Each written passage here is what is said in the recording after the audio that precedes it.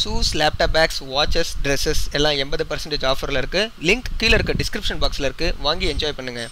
Big பாஸோட 5வது நாள் காலையில் 8 மணிக்கு ஆரம்பிக்கிறாங்க. இதில் தலைவரோட பாட்டான நெருப்புடா நெருங்குடா பாட்டோட இவங்க டேவை ஆரம்பிக்கிறாங்க. அந்த பாட்டுக்கும் நம்ம நமிதா செமையாக டான்ஸ் போடுறாங்க. எல்லாரும் ஒவ்வொருத்தராக எந்திரிச்சிக்கிட்டு இருக்காங்க. இன்னொரு சைடு ஸ்னேகன், ஆர்த்தி, பரணி, ஆர்ஆர், அதுக்கப்புறமேட்டு நம்ம வையாபுரி அண்ணன் இவங்கெல்லாம் வந்துட்டு ஒவ்வொருத்தராக எந்திரிச்சிக்கிட்டு இருக்காங்க. அதுக்கப்புறமா டைனிங் ஹாலில் உட்காந்து நமிதாவும் சக்தியும் சாப்பிட்டுக்கிட்டு இருக்காங்க. நடுவில் ஒரு 8:30 மணி இருக்கும். அப்போ வந்துட்டு இன்னமும் படுத்து தூங்கிட்டு தான் இருக்காங்க ஓவியா. ஏன்னா அவங்களுக்கு ஃபீவர் வந்துருச்சு. எதனால் ஃபீவர் வந்துச்சு அப்படின்னு ஆர்த்தி போய் பார்க்குறாங்க. பார்க்கும்பொழுது தான் தெரியுது உங்களுக்கு லவ் ஃபீவர் வந்திருக்கு, நீங்கள் இந்த பலூனை கட்டி பிடிச்சிட்டு படுத்துக்கோங்க அப்படின்னு சொல்லிட்டு ஆர்த்தி வந்துட்டு ஒரு பலூனை எடுத்து ஓவியா கிட்ட கொடுக்குறாங்க. ஓவியா என்ன சொல்கிறாங்கன்னா, ஆமாம் எனக்கு லவ் ஃபீவர் தான், நேற்றுலேருந்தே ஆரம்பிச்சிருச்சு அப்படின்னு பேசிக்கிட்டு இருக்காங்க. உடனே ஃபீவர் வந்துச்சுல அந்த நரசம்மாவை கூப்பிடு அப்படின்னு சொல்லி காயத்ரி ஜூலியை கூப்பிட்றாங்க. ஜூலி கிட்ட எந்த டேப்லெட் கொடுக்கலாம் அப்படின்னு கேட்கும்பொழுது ஜூலி என்ன சொல்கிறாங்கன்னா குரோசின் கொடுக்கலாம் அப்படின்னு சொல்கிறாங்க. நர்ஸு என்னமோ நம்ம ஜூலி தான், ஆனால் காயத்ரி என்ன சொல்கிறாங்கன்னா குரோசின்லாம் கொடுக்காத, அது ஹை டோஸு, தூக்கம் நிறையா வரும், அது இதுன்னு சொல்லி அவங்கள டாமினேட் பண்ணுறாங்க. இப்படி பண்ணும்போது கூட இருக்கிற ஆர்த்தி சும்மா இருப்பாங்களா? அவங்க சும்மா இருக்க மாட்டாதா? அவங்க என்ன சொல்கிறாங்கன்னா, ஜூலி நிஜமாலுமே படித்து தான் நர்ஸ் ஆனாலா இல்லை காசு கொடுத்து நர்ஸ் ஆனாலா அப்படின்னு காயத்ரி கிட்ட பேசிக்கிட்டு இருக்காங்க.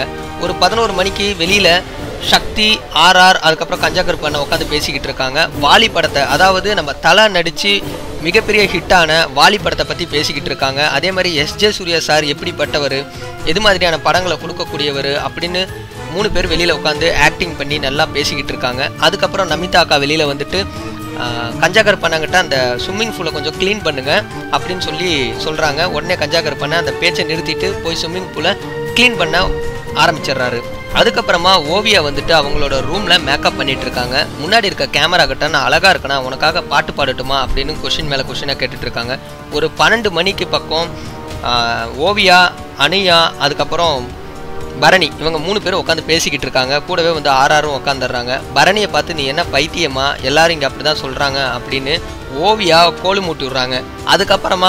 அதுக்கப்புறமா ரூம்குள்ளே உட்காந்து எல்லாரும் டிஸ்கஸ் பண்ணிட்டு இருக்காங்க. கஞ்சாக்கர் பண்ண என்ன சொல்கிறாருன்னா, பரணியை ஒரே போட்டுட்டு நான் இங்கேருந்து போயிடட்டுமா அப்படின்னு பேசுகிறாரு. அதுக்கப்புறம் வெளியில் வந்துட்டு ஸ்னேகன் அண்ணன் கேமராவை பார்த்து ஸ்ரீ எப்படி இருக்காரு, அவங்களுக்கு உடம்பு நல்லா இருக்கா, அவர் இங்கேருந்து கூட்டிகிட்டு போனீங்களே அவர் திரும்பி வருவாரா அப்படின்னு கொஸ்டின் கேட்டுட்டு இருக்காங்க. அதுக்கப்புறம் ஒரு 1:15 மணிக்கு சக்தி, ஆர்ஆர், கஞ்சாக்கர் பண்ண, காயத்ரி, ஸ்னேகன், வையாபுரி இவங்கெல்லாம் உட்காந்து டிஸ்கஸ் பண்ணிட்டு இருக்காங்க. எதை பற்றி பேசிகிட்டு இருக்காங்கன்னா நமிதாவை பற்றியும் அனியாவை பற்றியும் தான் பேசிக்கிட்டு இருக்காங்க. நமிதா வந்துட்டு எனக்கு எப்போ பார்த்தாலும் வேலை வச்சுக்கிட்டே இருக்குது சனியை அப்படின்னு சொல்லிட்டு கஞ்சாக்கர் பண்ண சொல்கிறாரு. அனியா ஒரு 2 மணிக்கு தான் குளிக்கும், அதனால் அதுக்கு பேர் அலுமினிய பாத்திரம் அப்படின்னு வச்சுருக்கேன். ரைஸா ஒரு மேக்கப் பைத்தியம் அப்படின்னு பேர் வச்சுருக்கேன் அப்படின்னு கஞ்சாக்கர் பண்ண எல்லாரையும் என்டர்டெயின் பண்ணிட்டு இருக்காரு.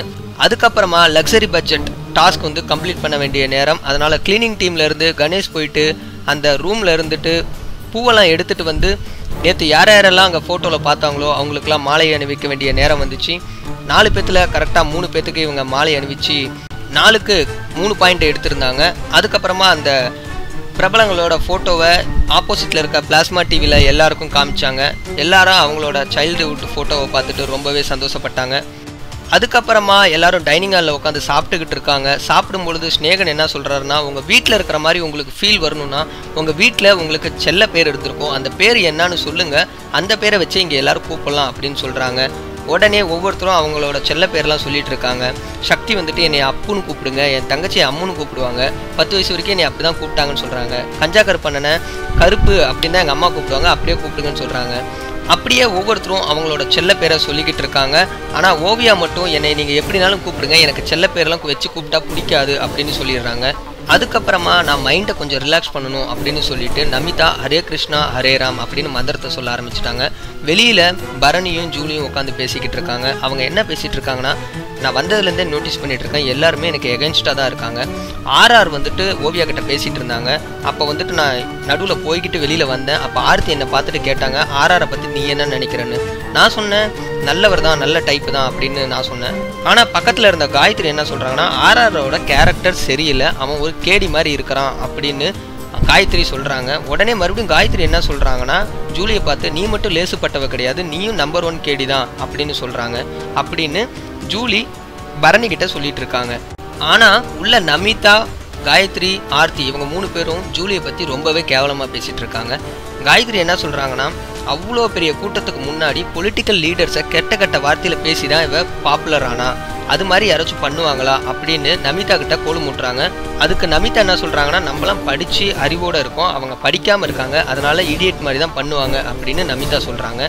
நமிதா கொஞ்ச நாளாக நல்லவங்களாக தான் இருந்தாங்க. இந்த காயத்ரி கூடயும் ஆர்த்தி கூடயும் சேர்ந்து அவங்களும் ஏதோ ஒரு மாதிரியாக மாறிடுறாங்க அப்படின்னு தான் நமக்கு தோணுது. அதுக்கப்புறம் ஜென் சைடும் லேடிஸ் சைடும் எல்லாம் தூங்கிட்டு இருக்காங்க. உடனே நாய் குலைக்கிற மாதிரி சவுண்ட் வருது. அதுக்கப்புறம் வெளியில் ஆர்த்தி, ஜூலி, காயத்ரி, நமிதா இவங்கெல்லாம் 4 பேர் உட்காந்து பேசிக்கிட்டு இருக்காங்க. நமிதா, காயத்ரி, அதுக்கப்புறம் ஆர்த்தி இவங்க 3 பேரும் ஜூலியை காலேஜில் ரேகிங் பண்ணுற மாதிரி பண்ணிக்கிட்டு இருக்காங்க.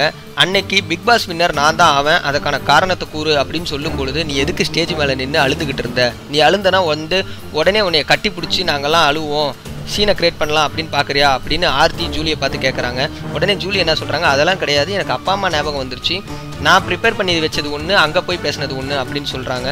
உடனே சரி இப்போ போய் அங்கே என்ன ப்ரிப்பேர் பண்ணி அதை இப்போ சொல்லு அப்படின்னு சொல்லி ரேகிங் பண்ணுற மாதிரி பண்ணுறாங்க.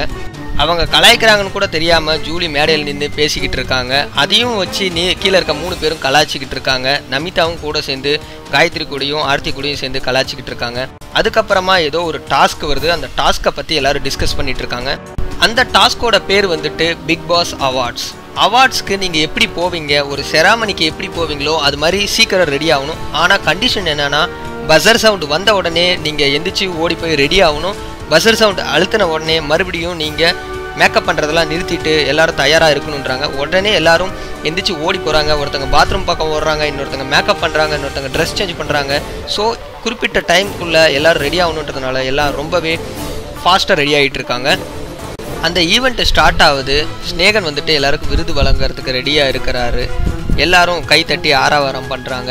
அதுக்கப்புறம் ஃபஸ்ட்டு கணேஷுக்கு டீம் பிளேயர் அப்படின்ற அவார்டை கொடுக்குறாங்க. ரொம்ப சந்தோஷமாக கணேஷ் ஏற்றுக்கிறாரு. மிச்சம் இருக்கவங்களும் நல்ல அவார்டாக கிடைக்கும், நம்மளும் காத்திருந்து வாங்கிக்கலான்னு பார்த்துட்டு இருக்கும் பொழுது தான் ரெண்டாவது ஓவியாவை கூப்பிட்டு ஹார்ட்லி ஒர்க்கிங், அதாவது வேலையே செய்யறதில்ல, இனிமேலாச்சும் கற்றுக்கிட்டோம் அப்படின்னு சொல்லி அந்த அவார்டை கொடுக்குறாங்க. ஆனால் அந்த அவார்டை அவங்க வாங்கிறதுக்கு தயாராக இல்லை.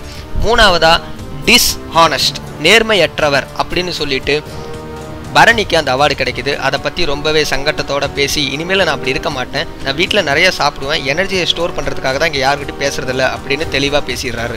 அதுக்கப்புறமா ஜூலிக்கு வந்துட்டு அன்ஹைஜீனிக் அப்படின்ற அவார்டு கொடுக்குறாங்க. உடனே காயத்ரிக்கும் ஆர்த்திக்கும் ரொம்ப சந்தோஷம்.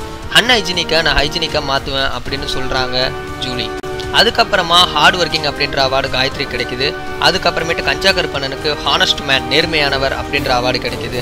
நமிதா வந்து த மோஸ்ட் ஹைஜீனிக், ரொம்ப சுத்தமானவர் அப்படின்னு சொல்கிறாங்க. உடனே கஞ்சா கருப்பண்ணன், ஆமாங்க இவங்க கொடுக்குற வேலையை என்னால் செய்ய முடியல அப்படின்னு கதறாரு. அதுக்கப்புறம் நான் டீம் பிளேயர் அப்படின்ற அவார்டு வந்துட்டு வையாபுரி அண்ணனுக்கு கிடைக்குது. அவரும் உண்மையை ஒத்துக்கிறாரு, ஆமாம் நான் வீட்லேயே அப்படிதான்னு. அதுக்கப்புறம் ஹார்ட்லி ஒர்க்கிங்கை நானே எடுத்துக்கிறேன், நானும் எந்த வேலையும் செய்யலை, பிக் பாஸ் அனுமதிச்சா நான் இதை எடுத்துக்கிறேன் அப்படின்னு சொல்லிட்டு ஸ்நேகனே அந்த அவார்டை எடுத்துக்கிட்டாரு.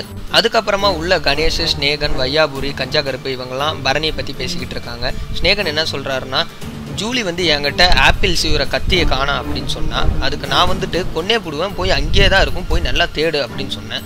உடனே வக்காலத்து வாங்கிட்டு பரணி வந்து என்னன்றான், நீ ஜூலியை மட்டும் கொன்னே போடுவேன்னு சொல்கிறேன், இதே நமிதா வந்திருந்தா நீ அப்படி சொல்லியிருப்பியா அப்படின்னு என்கிட்டே கொஸ்டின் கேட்குறான் அப்படின்னு ஸ்நேகன் வந்துட்டு மிச்சிருக்கவங்க எல்லாத்துக்கிட்டையும் சொல்லிட்டு இருக்காரு. இதை பற்றி தான் வெளியில் பரணியும் ஜூலியும் பேசிகிட்டு இருக்காங்க. ஜூலி என்ன கவலைப்படுறாங்கன்னா, எனக்கு மட்டும் ஏன் டாய்லெட் போட்ட மாதிரி ஃபோட்டோ வச்சு அவார்டு கொடுக்கணும், என்னை எல்லாருமே ஒன்றா சேர்ந்து என்னை ரொம்ப டாமினேட் பண்ணுறாங்க அப்படின்னு ரொம்பவே சோகமாக பேசிக்கிட்டு இருக்காங்க ஜூலி. மேலும் ஜூலி என்ன சொல்கிறாங்கன்னா, என் டீமில் நான் மட்டும்தான் வேலை செய்கிறேன், மற்றவங்க யாருமே செய்யறதில்ல, அப்புறம் எனக்கு மட்டும் ஏன் இப்படி அப்படின்னு சொல்லிட்டு ரொம்பவே வருத்தப்படுறாங்க. டைனிங் ஹாலில் வச்சு மறுபடியும் அதுக்கு ஒரு தீர்வு கொண்டு வரணும் அப்படின்னு சொல்லிட்டு எல்லாருக்கிட்டையும் ஸ்நேகன் சொல்லிக்கிட்டு இருக்கிறாரு ஜூலியை பற்றி.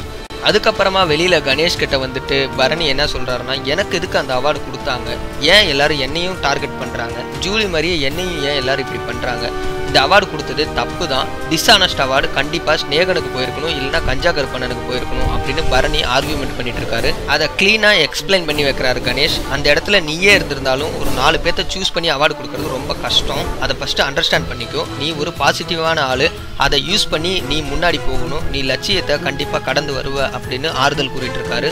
இத்தனை நாளாக ஜூலியை மட்டும் டார்கெட் பண்ணிட்டு இருந்த ஹவுஸ்மேட் இப்போ பரணியையும் டார்கெட் பண்ணியிருக்காங்க. எதனாலன்னு தெரியல, ஒருவேளை ஜூலியும் பரணியும் ரொம்ப நல்லா நட்போடு இருக்கிறதுனாலயா என்னன்னு தெரியல. அதுக்கடுத்த நாளை பற்றின கொஞ்சோண்டு காட்டுறாங்க. அதில் வந்துட்டு கஞ்சா கருப்பண்ணனுக்கும் பரணிக்கும் ஒரு சின்ன தகராறு ஏற்படுது. இந்த நாளை பற்றின உங்களோட கருத்துக்களை கீழே உள்ள கமெண்ட் பாக்ஸில் மறக்காமல் தெரிவிங்க. இந்த வீடியோ உங்களுக்கு பிடிச்சிருந்துச்சுன்னா மறக்காமல் இந்த வீடியோக்கு ஒரு லைக் கொடுங்க. மேலும் உங்களுக்கு பிடிச்ச கேண்டிடேட் யார் அப்படின்ற உங்களோட பேரையும் கீழே உள்ள கமெண்ட் பாக்ஸில் மறக்காமல் நீங்கள் தெரிவிங்க. இது மாதிரியான தொடர்ச்சியான பிக் பாஸ் நிகழ்ச்சிகளை பார்க்குறதுக்கு கீழே உள்ள ரெட் கலர் பட்டனை கிளிக் பண்ணி நம்ம தமிழ் ஸ்பீடு சேனலை மறக்காமல் சப்ஸ்கிரைப் பண்ணுங்கள். மீண்டும் ஒரு நல்ல வீடியோவுடன் உங்களை கூடிய சீக்கிரத்தில் சந்திக்கிறோம்.